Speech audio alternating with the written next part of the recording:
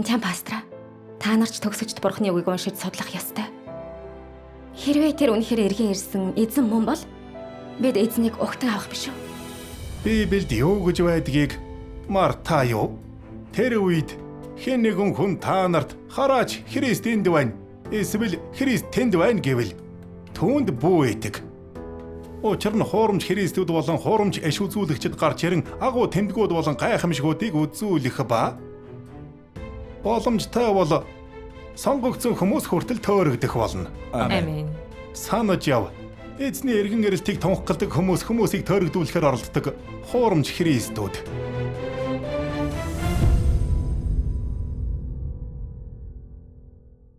Саяхан паструуд бидэнд хуурамч Христүүд эцсийн өдрүүдэд гарч ирнэ гэд биднийг судалгаа бойл гэсэн. Би бас баг зэрэг бодлоод төөрөлтгөө сайж хуурамч Христийг жинхэнэ Христээс ялгаж чадахгүйгээ ухаарсан. Чи хуурамч Христүүдэд төөрөлтгөөс зайлсхий гэвэл гол нь Христийг мэдэх явдал. Хэн жинхэнэ Христ вэ гэдгийг мэдвэл хуурамч Христэд хууртахаас айх хэрэгтэй гэж юу? Окей. Тийм ээ. Яг л эмчид үзүүлэхээр имлэг явтал тэнд байгаа 10 хүн цагаан халаад өмсөж чагнар зүүсэнтэй адил. Тэдний аль нь жинхэнэ эмч вэ? Хин өвчнө гэдгээ чадахыг бид харах ёстой. Тийм шүү. Гаднаа Христ асар игэлж ирийн хэвийн харагддаг. Аль нэг хүнээс ялгаагүй. Тэгвэл бид түүнийг яаж таньж болох вэ? Гол нь түүний мөн чанарыг харах явдал. Эзэн Есүс хэлэхдээ би бол зам, үнэн, амь юм. Христийн мөн чанар бол үнэн, зам, амь. Бид Христийг мэдхийг хүсвэл энэ үндсэн зарчмыг ухамсарлах ёстой. Зөвхөн Христэл хүнийг аврахын тулд үннийг илэрхийлж чадна. Цуглаан удахгүй эхлэн Бурхны үгийг уншвал бид илүү их ойлгоно. За. Бие махбодтой болсон Бурхан тэрбээр Бурхны мөн чанартай. Бие махбодтой болсон Бурхан тэрбээр Бурхны илэрхийлэлтэй байдаг. Бурхан махбод болдог тул хийхээр зорж буй ажлаа авчирна. Мөн Бурхан махбод болдог тул өөрийн юу болохыг илэрхийлж хүнд үннийг авчирч, амь хайрлаж, замыг заан харуулж чадна. Бурхны мөн чанаргүй махбод нь бие махбодтой болсон Бурхан Лавтая биш. Үүнд эргэлзэх зүйл үгүй. Хэрвээ хүн Бурхны махбод болсон бие мөн эсхийг судалж шинжилэхээр зорж байгаа бол түүний илэрхийлдэг зан чанар хэлдэг үгээс үүнийг нотлох ёстой. Өөрөөр хэлбэл Бурхны махбод болсон бие мөн эсэх. Үнэн зам мөн эсхийг нотлохын тулд хүн түүний мөн чанарт үндэслэн ялган таних ёстой. Иймээс Бурхны махбод болсон бие мөн эсхийг тодорхойлох гол түлхүүр нь гадаад дүр төрхөөс илүүтэйгээр түүний мөн чанарт, түүний ажил, түүний айлтвар, түүний зан чанар болон өөр олон талд оршдог. Хэрвээ хүн түүний гадаад дүр төрхийг л шинжлээд үүний үр дүнд мөн чанарыг нь орхигдуулбал хүн харанхуй бүдүүлэг, мунхаг гэдгийг энэ нь харуулдаг. Амен. Бурхны үгийг уншаад бүгд ойлгосон биз дээ?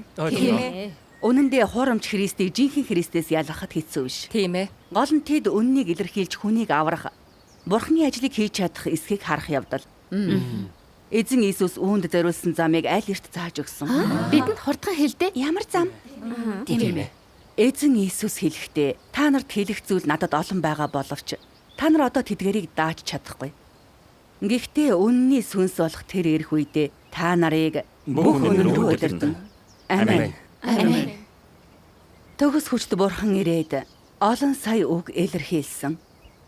Энэ үг болгон үнэн. Тийм ээ. Тэдгэрийн хамардаг зүйл ариун их. Хүн бүр нилээдэг уйсанд итгэлтэй байна. Тийм биз дээ? Тэгвэл бүгд минь уншсан. Миний уншсан нь бие махбодтой болохын нууц. Библийн талаар хүн төрөлхтнийг удирдахын зорилго бас тэр бүлэг танил сонсогдож байна. Бурхны ажлын 3 үе шатыг мэдэх нь Бурхныг мэдэх зам юм. Энэ бүгд үнэн болон нууц дэлгэдэг. Тийм ээ. Нэг өдөр би Бурхны үгийн хэдэн бүлгийг онлайнаар уншсан. Залбирлыг хэрэгжүүлэх тухай, Бурхны өмнө зүрх сэтгэлээ 50 байлгах Би тухай. тэр бүлгийг уншсан. Бас Бурхантай хэвийн харилцаа, Бурхантай хэвээ харилцаа тогтоох нь маш чухал. Тэр бүлэг. Тийм ээ. Эдгээр үг Энэ үг маш маш бодтой. Тийм шүү. Жинхэнэ залбирал гэж юу болох? Бурхны санаа зорилгод нийцүүлэн яаж залбирах? Бурханд яаж ойртох гэх мэт эдгээр замын талаар нэлээд дэлгэрэнгүй маш тодорхой. Тийм ээ. Би эдгээр үгийн дагуу дадлах хийж хэрэгжүүлээд Бурхантай харилцаа маань илүү ойр болсныг мэдэрсэн. Яг үнэн. Би ч бас мэдэрсэн. Эдгээр замыг нэг ч хүн ийм дэлгэрэнгүү тодорхой тайлбарлаж байгаагүй. Тийм ээ. Төгс хүчит Бурхны үг бол үнэн зам. Тийм ээ. Тэгээд бас Бурхныг яаж хайрлах, яаж дуулууртай дагах, яаж Бурхнаас имэж муугаас зайлах, Тийм ээ. яаж завхарсан зан чанараас ангиж ирч сатааны харанхуй нөлөөнөөс зогтох гэх зэрэг бий. Аврал хүртэхтэй холбоотой энэ бүх үннийг төгс хүчит Бурхан бидэнд хэлсэн. Тийм ээ. Тийм ээ. Энэ үг маш Бидний чухал. хэрэгтэй Энэ бүхэн маш бол элбэг харван. Хүмүүс Бурханд итгэж аврал хүртэхтэй холбоотой бүх үннийг төгс хүчит Бурхан илэрхийлж хүмүүсийг завхарлаас аварч Тийм ээ. бүлэг ялагчдыг бүрэн төгс болгосон. Төгс болгосон.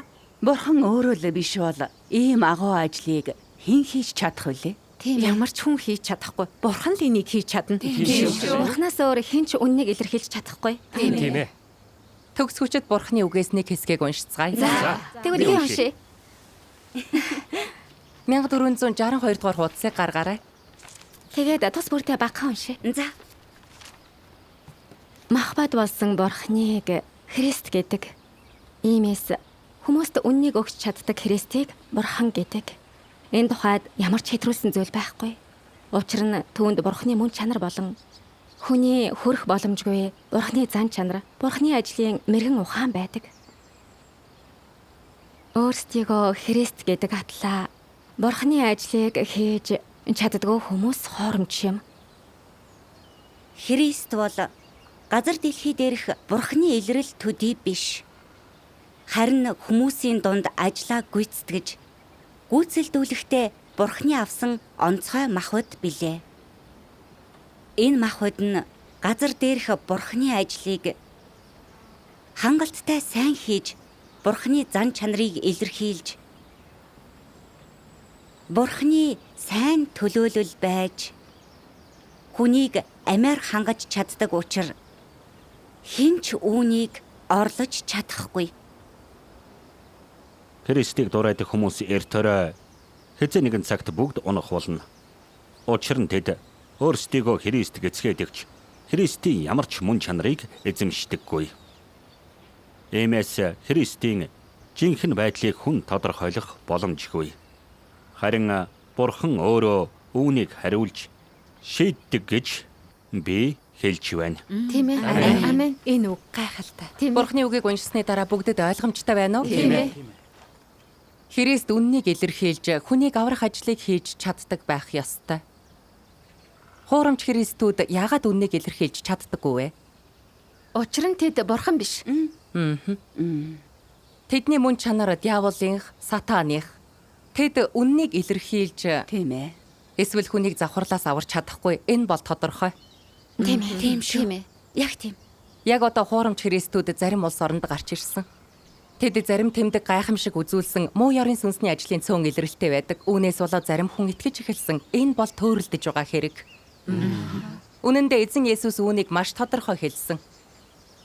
Хуурамч Христүүд хүмүүсийг төөрөлдүүлэхийн тулд агуу тэмдэг гайхамшиг үзүүлэхэд тулгуурладаг. Тийм ээ. Энэ бол хуурамч Христүүдийн хамгийн илэрхий шинж чанар. Тийм шүү. Таныг хэлэхээр би саналаа. Эзэн Иесус үнэхээр ингэж хэлсэн. Учир нь хуурамч Христүүд хуурамч иш үзүүлэгчд гарч ирэн агуу тэмдгүүд болон гайхамшгуудыг үзүүлэх ба. Тийм ээ. Боломжтой бол сонгогдсон хүмүүс хүртэл төөрөлдөх болно. Амен. Энэ диавол сатануудад үнэн байхгүй. Тэд хүмүүсийг төөрөлдүүлэхийн тулд тэмдэг гайхамшиг үзүүлж Тийм чадна. шүү. шүү. Тэгж бид хуурамч Христүүдийг жинхэнэ Христээс ялган таних нь. Энэ нөхөрлөл энийг тодорхой болгож өглөө. Тийм ээ. Энэ нөхөрлөл гэрэлтэй сонсогдож байна. Саяхан бид төгсөчд Бурхны үгээс нэлээд ихийг уншсан. Таны нөхөрлөлийг сонссны дараа зүрх сэтгэлд бүр тодорхой болж байна. Тийм ээ. Одоо л сайн мэдэж авлаа. Төгсөчд Бурхан маш олон үннийг илэрхийлсэн чинь гарч ирж ажиллаж байгаа Бурхан эргэн ирсэн эзэн байж тарлаа. Тийм ээ. Бид эзнийг өгтөн авлаа. Эзэн талархав. Амен. Эгч нараа та нар дахиад хизээ цуглах заахтай. Манайд очиод сайн мэдээг намлаач. Тийм ээ. Манайч бас Би том хашаатай. Манайд очиод